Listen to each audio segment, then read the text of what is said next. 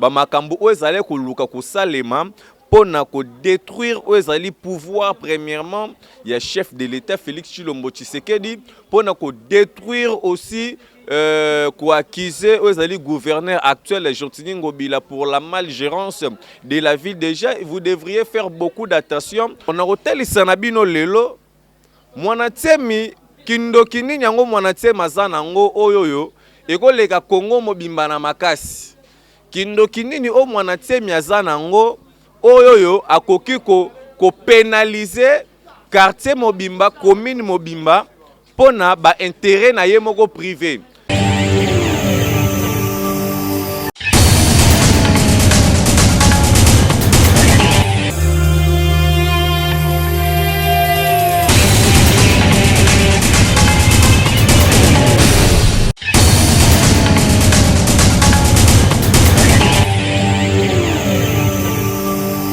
Merci bien très chers amis fidèles internautes, abonnez-vous massivement sur www.congo-ziboulamé.so TV. Bien moi votre humble serviteur René Abiri, le Macron de la presse.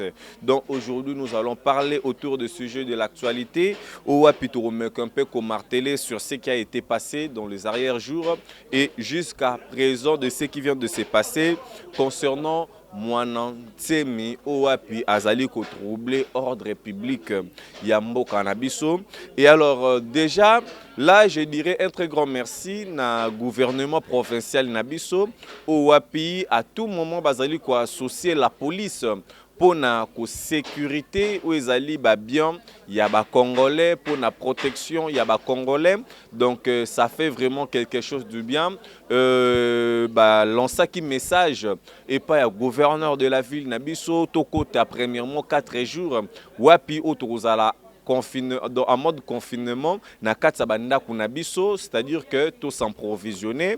Et alors la ville était vraiment troublée, il n'y avait pas vraiment de la paix na katsa Kinshasa, tout le monde était toujours la tête debout. Il y a de ceux au ba côté qui quand même ba nyongo na ba banque pour na koluka ko s'approvisionner toujours na bolingo pe na kotosa ozalaki maloba ya gouverneur. Mais alors na se ya maloba ya gouverneur wana il y avait maintenant des bandes. Je pense que Boutalaki n'a pas chaîne Moussous, même voire même n'a pas information. Ou api ngai Rena Biri na otaki déjà ko dévoiler déjà ba makambo ozale ko luka ko salema pour détruire le pouvoir premièrement il y a chef de l'État Félix Tshilombo Tshisekedi pour détruire aussi quoi accuser le gouverneur actuel Jotini Ngobila pour la malgérance de la ville. Déjà vous devriez faire beaucoup d'attention. Coronavirus ezali lokola que c'est quelque chose qui est donc pour nous troubler, c'est-à-dire que mikonzito pe dirigeants, vous devriez premièrement vous respecter naba dur et puis naba biloko tout bozali ko sala parce que nyo surtout boko sala il faut etambola autour de l'intérêt général de la République démocratique du Congo. Et alors population ezala ki wana ko tambola ainsi de suite. Et alors baye ya mabe bazwaki mokano pour être dimanche bimana banzela ba bouka ba magasin ba détruire ba institution voire même ba komati na présidence ba monter ba kuna bango. Mais heureusement Dieu est bon.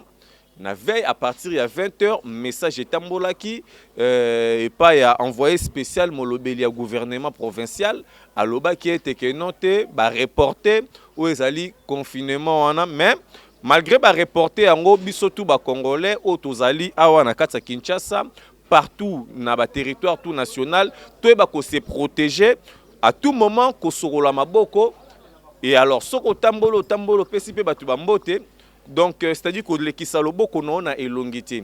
Faut bien se protéger wana kosu o koso yango na ndenga mupanzi pour na ko se protéger et puis ko protéger bande ko mususu oyoyo tolingaka mingi topé bao bazalaka moi mingi ba proche tabiso à tout moment pembeni na biso.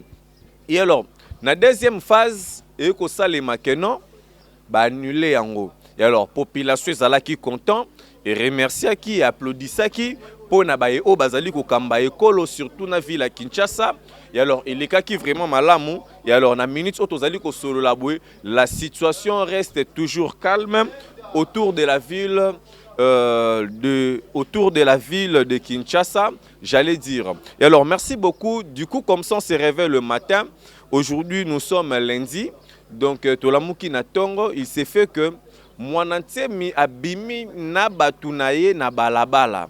Et alors, ngana lingena yeba, qui est Mwanantemi? Dans ces pays, Mwanantemi, il représente quoi d'abord? Si Mwanantemi représentait quelque chose, Nandenge toleki na élection boye, il fallait qu'il azala, balinga qui peut voter. Pour vous dire déjà que Mwanantemi azana nous émettait. Et alors, combat ya Mwanantemi, c'est pour ses propres intérêts. Même na bandeko na biso na ba Congolais o baza kolanda onzinga nzinga, bazande na ignorance.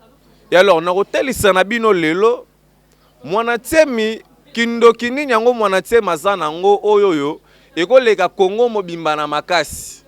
Kindoki nini o Mwanantemi aza nango oyoyo akoki ko pénaliser quartier mobimba, commune mobimba pona ba intérêt na ye moko privé. Si tu n'as pas l'argent, retourne au village. Monsieur Mwanantemi azali mutu o bakoko négocier na ete. Déjà de 1, Mwanantemi ba makambo sala kezali outrage contre les chefs de l'État. Bamakambo Mwanantemi masala kezali déjà ko troubler ordre public parce que yana batu fallait ba kende ba ke koluka mo ba quelque chose na bango, il se fait que un Mwanantemi qui se présente pour na ko bloquer ko tia loyenge. Et alors soki ba mikonza mboka na biso bozozwa solution te pour na Mwanantemi, veut dire que biso moko siko to ko telema pour na kozwa solution pour na Mwanantemi parce que tokoki jamais kozanga ka kimia na katsa mboka oyo pour na Mwanantemi. Mwanantemi azalaka te na digablo moko te na mboka oyoyo bougie zoteka ma 300 Mwanantemi atia la biso bougie 100 francs. Mwanantemi alaka te na izina ba chassa ba opirte. Mwanantemi ana eloko te. Donc déjà sokozo luka mbongo epa ya chef de l'État Félix Tshilombo Tshisekedi to pozali ko luka poste. Lukango comme étant tout congolais, comme étant tout quinois, et puis tu es de nationalité congolaise. Yo Mwanantemi oleki biso peuple congolais na nini? Yo za bolingo Congo te Mwanantemi. Yo za na bolingo ya ba Congo déjà ozoya na tribalisme. Déjà ozoya yo moko na tribalisme. Déjà Mwanantemi, ce qu'il vous faut savoir, Congo eza ba Congo te. Congo ezali ensemble de provinces, ndezali ko sala Congo. Et alors tango ozotelema pour défendre et puis koloba na munorono keno osana ba produit ezali ko bikisa coronavirus soki Félix Tshilombo Tshisekedi ya bengi yote okobikisa kaka population na bino ya nini o ya ba Congo, mais ozali komikosa. Mwanantemi, tu es d'abord qui dans ces pays? Devant la constitution tu représentes quoi? Yo Mwanantemi, un simple individu oza eloko te na kati mboka oyoyo soki bazweli yo ba mesure te biso moko tokotelema eta population parce que Mwanantemi mwa groupe no wana muke wana boleki biso nebele te parce que biso to ande peuple ba distraction na yo wana to anango besoin te. Ce n'est plus le temps de théâtre politique.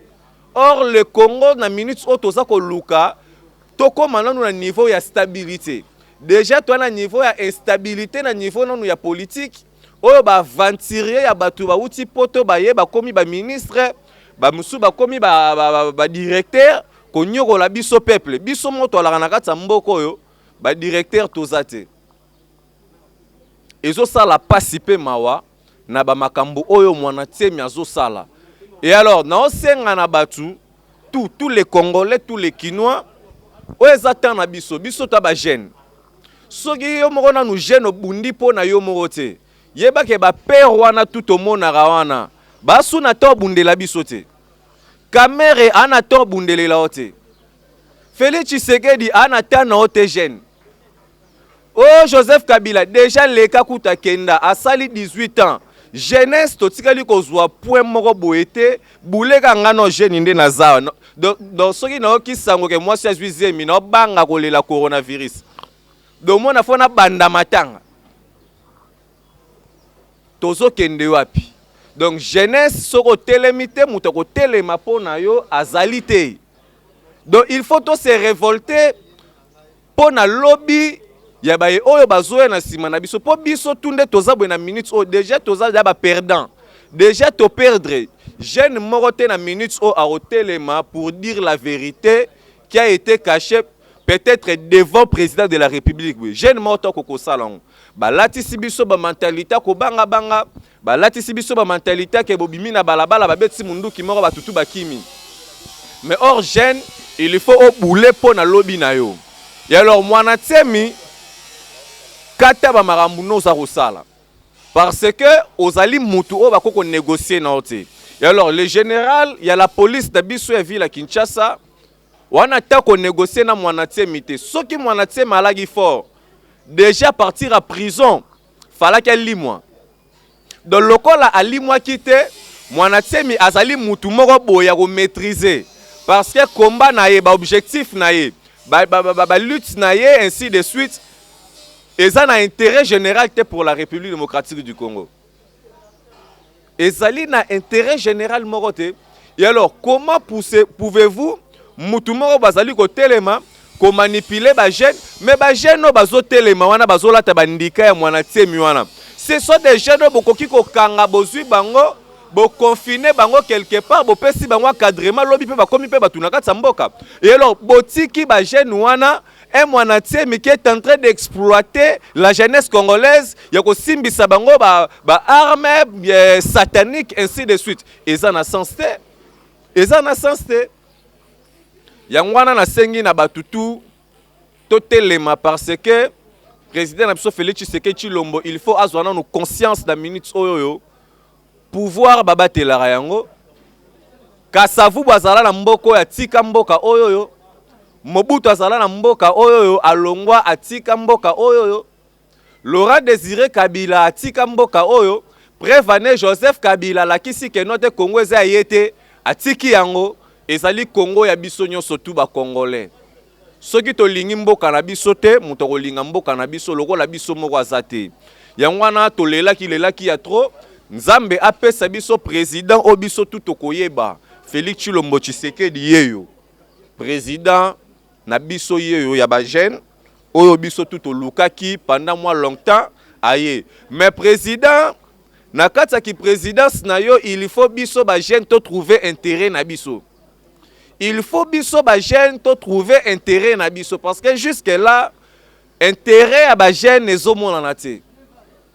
Jusque là intérêt ya ba jeune ezomona na te. Yangwana na kosenga na batutu o bolinga nga bo partager vidéo oyo balobi jeune congolais nyonso tout élément wala na Lubumbashi wala na Équateur wala na ba Congo ainsi de suite mutu a manipuler biso lisute parce que bakala trop ta tokota face ya ba élection. Et alors na ba élection o tozo kota wa toko dénoncer tous les ministres, tous les députés, au baroyana ba mbongo na bango, au baroyana ba polo, au baroyana ba marambe bele wana, toko dénoncer bango. Déjà yo ministre, déjà yo député, déjà yo sénateur, déjà yo président, ainsi de suite, avant qu'on ait pouvoir au bandit d'ako corrompre, ba tu donnes ba 5000 francs banin. Et bon, on recota sur qu'on a poste moi qui député. Et ça la corruption na corruption. Il y a un sens. Donc déjà, je vous mets en garde. Soki solution mwanantie mezwamite biso moko ba jeune congolais toko telema toko kanga mwanantie mi vraiment boye na maboko toko kanga e biso moko toko tchaye vraiment na kati ya citerne ya boroni babenga ngoni acide toko tsa mwanantie mi na kati ya citerne ya acide comme ça alimwa ndenge Simon Kimbangu alimwaka po eza ba théâtre. Même si on a besoin qu'il il faut faire très attention. Un aventurier comme on a qui se présente devant la télé, a vu la photo et papa a besoin Simon Kimbangu a na sima. Déjà na besoin on a longo la photo Simon Kimbangu na sima.